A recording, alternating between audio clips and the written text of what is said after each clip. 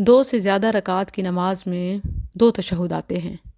پہلے تشہد میں عام طور پر صرف التحیات پڑھا جاتا ہے اور آخری تشہد میں التحیات کے ساتھ درود اور دعائیں وغیرہ سب ملا کے پڑھی جاتی ہیں۔ تو سوال ذہن میں آتا ہے کہ کیا یہ طریقہ ٹھیک ہے؟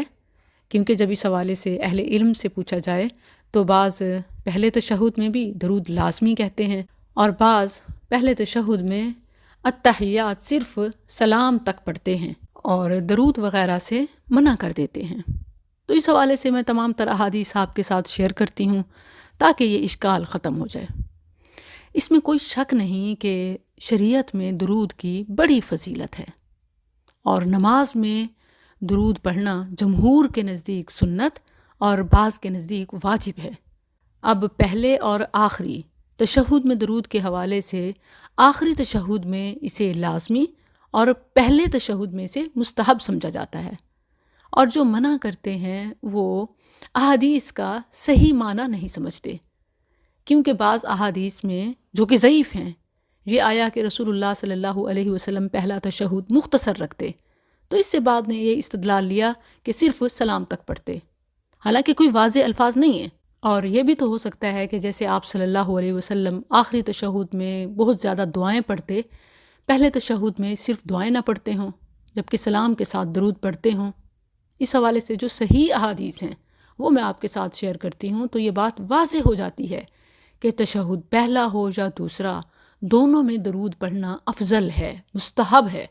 اور پہلے اور دوسرے میں درود کے حوالے سے کوئی تفریق یا تخصیص نہیں ہے۔ اس کی پہلی دلیل یہ ہے کہ مسند احمد میں صحیح سند سے مروی ہے،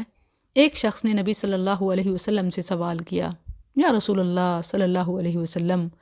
آپ پر سلام کس طرح پڑھنا ہے؟ یہ تو ہم نے جان لیا کہ ہم تشہد میں السلام علیک پڑھتے ہیں، لیکن جب ہم نماز میں ہوں تو آپ پر درود کس طرح پڑھیں؟ تو آپ صلی اللہ علیہ وسلم نے درود ابراہیمی کی تلقین فرمائی۔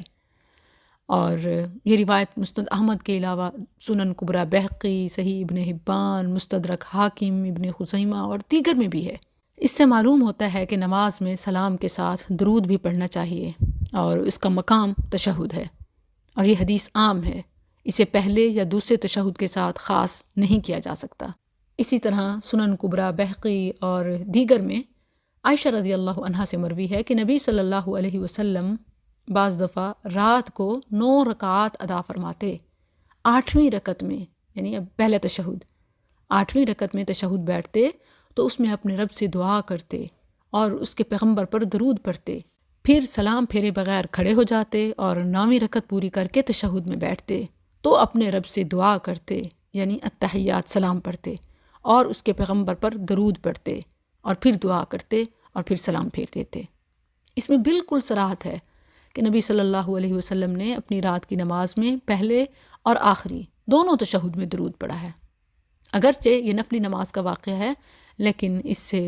عام طور پر جو ایک مسئلہ معلوم ہوتا ہے وہ واضح ہو جاتا ہے۔ ایک اور بھی دلیل ہے جو سنن ابو داؤد میں ہے کہ رسول اللہ صلی اللہ علیہ وسلم نے سنا ایک آدمی نماز میں دعا کر رہا تھا،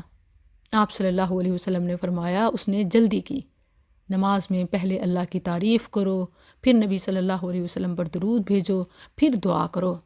اس سے معلوم ہوتا ہے کہ